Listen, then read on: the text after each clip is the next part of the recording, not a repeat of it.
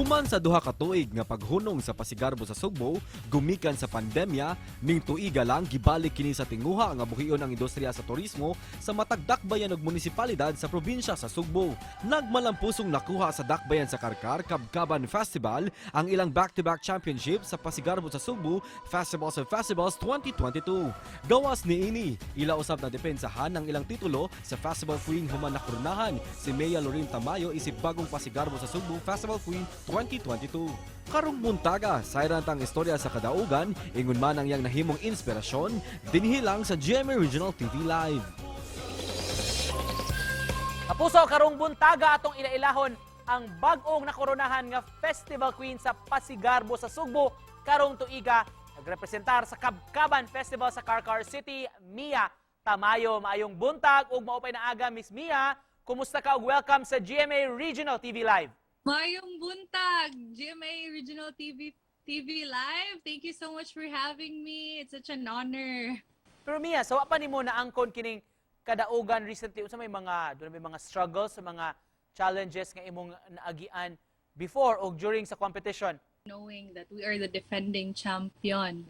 And the pressure is there as well because my successor is also from my city. And I always keep a healthy and positive mindset lang yun. Just like what my mentors told me, my dance masters, choreographer, na just enjoy lang yun and cherish every moment. During the performance night atong sa Pasigarbo sa Sugbo Festival Queen, Mia, unsa may nagdagan sa imong hunahuna in front sa thousands nga nagtan-aw sa sports complex? To be honest, the night before the pageant, wala jud ko tulog because I was thinking what's gonna happen the next day, which is the pageant night.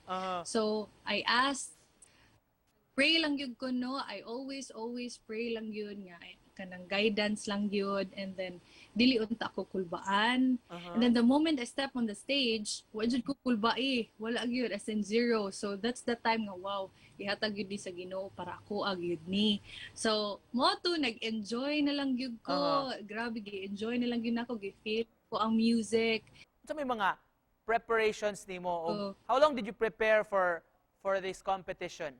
I prepared for like 2 weeks lang because 2 weeks na magyud akong preparations, no? Where I was there during the training sa mga ritual dances sa mga dancers. I was there, nag-train sad ko og apil because I really have like there are some the proper execution, the fundamentals. I have to learn it.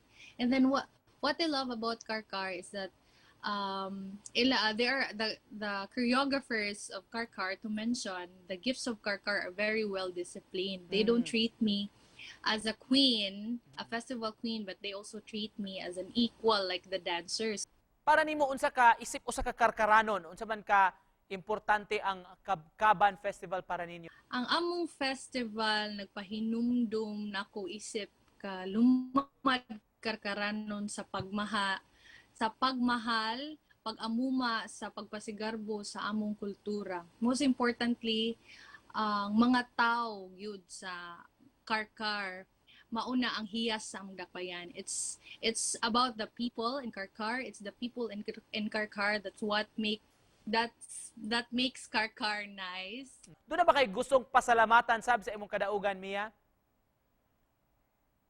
Daghan kaayo kung gustong pasalamatan. To start off, I would like to thank our Mayor Patrick Barcenas, for all the support, andayang support, all out support with our Mayor. We dili gud namo makamot ang pagdaog if dili tungod sa among pinaka-supportive nga Mayor. And of course, to my choreographers, dance masters, to mention the gifts of Carcar, I am very proud to be trained by these lovely people, talented people.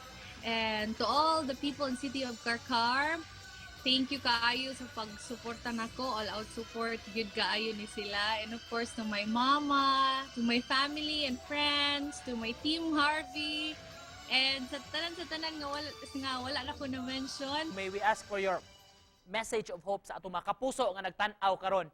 Mga kapuso, salamat kaayo sa mga nagsuporta nako.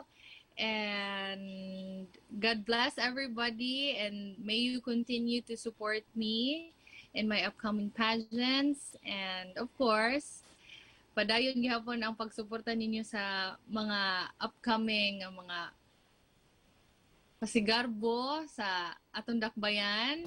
Daghan kaayong salamat ug congratulations once more mga kapuso. Pasigarbo sa Sugbo Festival Queen Mia Tamayo. Salamat, Mia!